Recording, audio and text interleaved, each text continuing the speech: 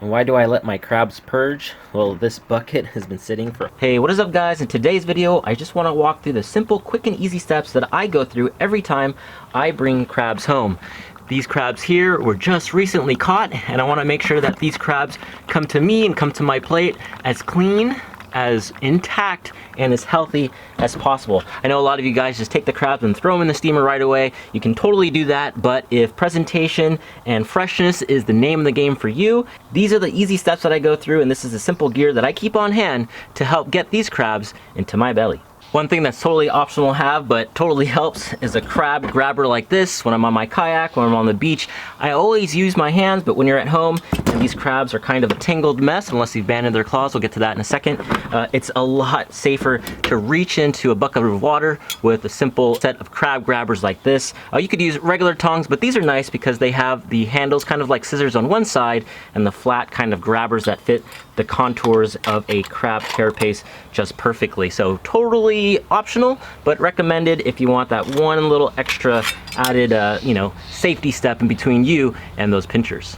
Now, the first thing you're going to want to make sure that you have is salt water. And of course, salt water comes from the ocean. It's very difficult to duplicate at home unless you have a saltwater kit or something like this. So this ocean water right here is what the crabs are eventually going to go into. This is water that I brought home from the location that I caught the crabs, and it's really heavy. It's a big pain in the ass and big chore to haul, but they definitely make an impact in keeping your crabs fresh. I know a lot of you guys just wrap your crabs in a wet towel or throw them in the fridge and just let them hang out there overnight, but to keep these guys feisty, to keep them angry, and to keep them tasty, I totally recommend bringing home as much salt water as you can. Rule of thumb, if you can get 1 gallon of salt water per crab, that's great, but if you can only do like half a gallon per crab, or 10 crabs, that's your daily limit in California, 5 gallons of salt water to 10 crabs is totally doable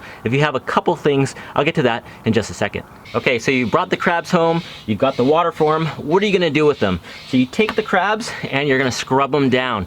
Crabs are little filter feeders. All they do all day, all night is filter the ocean floor, and because of that, they're often covered in grime from the bottom of the ocean. So you have silt, you have slime, sometimes you have algae, sometimes you have barnacles. These guys aren't very clean, and to get them, store worthy, to get them kind of as clean as the ones you see, in the commercial pots, the ones you see in restaurants, the ones you see in stores, they actually go through a couple of things. One is a purging process. We'll talk about that in a second. And the second is, if the store has time to clean them up as much as possible, they actually scrub them down. So I recommend a brush like this with bristles that aren't too stiff, aren't too soft enough to form around the contours of the crab, but hard enough to knock out all the dust. So just hang these guys over some running water from the hose, scrub them down on their backs, their faces, as close as you can to the joints around the main body here, the carapace, and just knock out as much sand and silt and algae and muck as you can. It'll make a huge difference in how these guys taste and how these guys stay clean after you purge them. The most recent thing that I added to my arsenal of crabbing gear are crab claw banders. Now, I never used to claw band my crabs, but when I started losing all the legs and the big claws, at the bottom of the bucket to crabs that were super aggressive. I've been catching a lot of big ones that are really feisty and aggressive. Those ones taste the best. I started losing a lot of claws in the bucket, and oh man, case in point, check this out. Oh, this hurts my heart right here. Look at this. Look at this. Look at this claw. Oh man, look at that. Oh shoot. So one of these crabs ripped off the claw of another crab in there. Now, this will actually keep. If you throw it in the salt water and keep it there, it'll keep for about the day. Some of you, toss these out, but I have no problems tossing them back into the bucket. So in order to avoid that kind of heartbreak, pick up a pair of claw banders like this one. I'm gonna band this one really quick. Check out how I do it. Okay, I'm gonna take some rubber bands. I've got one rubber band here, right? Here you go, here's one rubber band. I'm gonna slip it over the tips of this claw bander, and this is actually a spreader. So you're not clamping down with this, or you're using the spreader to spread this rubber band. So I'm gonna take this rubber band, put it over, and spread it, and get it ready, okay? So I'm gonna have this off to the side for a second. I'm just going to put that down really quick.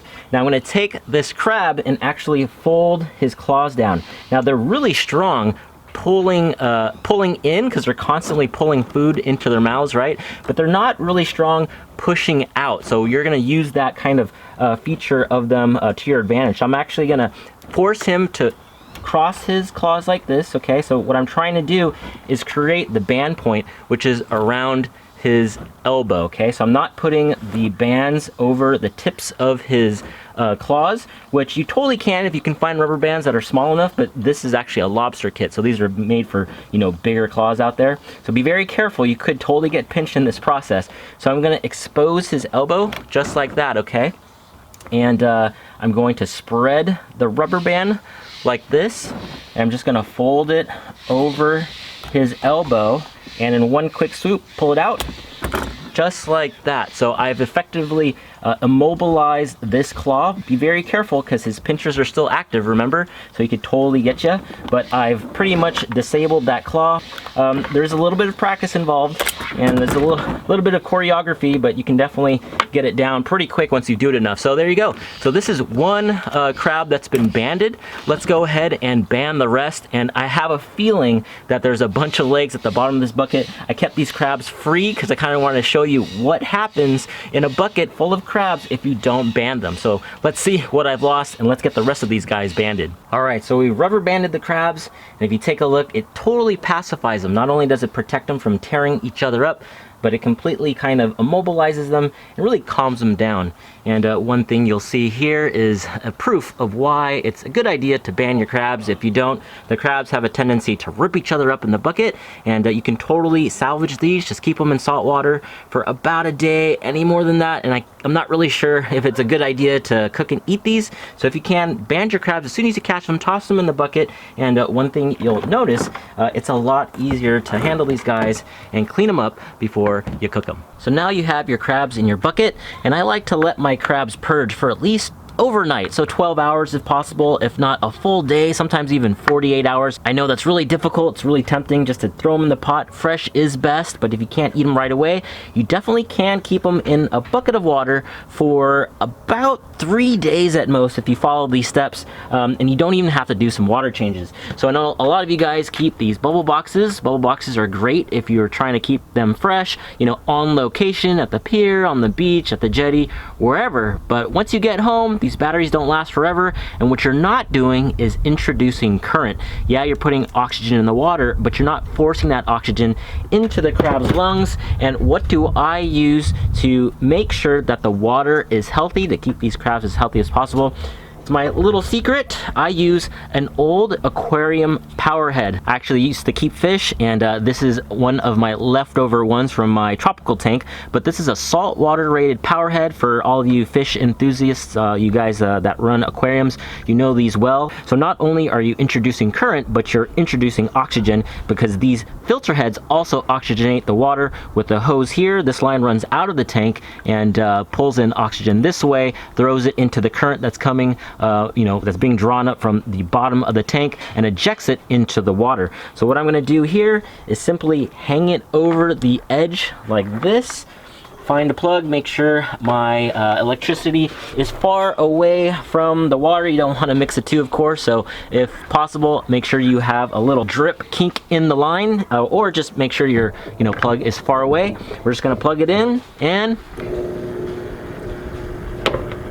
boom! It's like I've created a saltwater aquarium for my crabs. So I'm not keeping them. What I'm trying to do is keep them as fresh as possible. And in my experience, a crab that's in a setup like this, a setup that's forcing water around and around, forcing that oxygen into the crab's lungs, is a great way to keep them alive and kicking even up to 72 hours later. I probably could go longer, but honestly, those crabs look so tempting after the first 12 hours that I just gotta eat them right away. So that's my secret for keeping these crabs healthy. Ditch the bubble box if you're at home and you're near an outlet. Throw a power head in there. It does the job of a bubble box without the worry of a battery ever going bad. And more than a bubble box, what it does is it forces current, it forces that oxygen into the crab's lungs, and it keeps them healthy, in my experience, up to 72 hours.